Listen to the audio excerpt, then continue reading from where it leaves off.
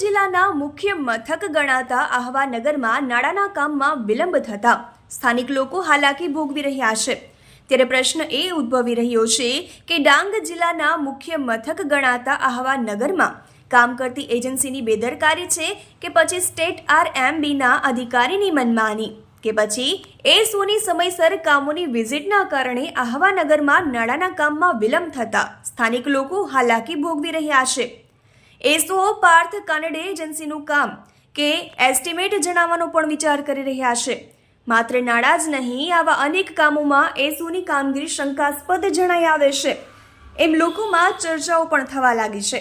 માટે ડાંગ વહીવટી તંત્ર એવા RMBના અધિકારી અને એજન્સી તેમજ ખાસ કરીને એસઓને નોટિસ ફટકારી સરકારી નિયમો મુજબની કાર્યવાહી વહેલી તકે કામગીરી કરવામાં આવે તેવી લોકોમાં માંગ ઉઠી છે।